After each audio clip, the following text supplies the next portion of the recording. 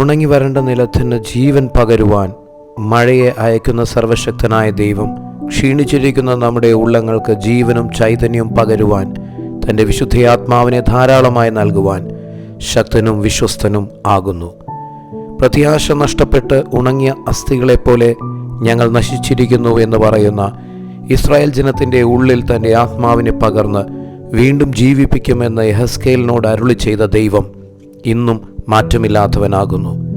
ആകയാൽ എല്ലാ പ്രതീക്ഷകളും സ്വപ്നങ്ങളും അവസാനിച്ചു എന്നോർത്ത് ഭാരപ്പെടാതെ, നാം ദൈവത്തിൽ നിന്നും ദൈവം നമ്മിൽ നിന്നും അകന്നുപോയി എന്നോർത്ത് നിരാശപ്പെടാതെ, യേശുക്രിസ്തു മുഖാന്തരം തന്നിൽ വിശ്വസിക്കുന്നവരുടെ ഉള്ളിൽ നിന്ന് ജീവജലത്തിൻ്റെ നദികൾ ഒഴുകുമെന്ന് അരുളി ചെയ്ത വിശ്വസ്തനായ ദൈവത്തെ നമുക്ക് ആശ്രയിക്കാം. ദാഹത്തോടെ അവങ്കിലേക്ക് ഉള്ളങ്ങളെ ഉയർത്തുന്ന നമ്മിലും നമ്മുടെ തലമുറകളുടെ മേലും അത്യുന്നതനായവൻ തൻ്റെ ആത്മാവിനെയും അനുഗ്രഹങ്ങളെയും ധാരാളമായി പകരുമാറാകട്ടെ.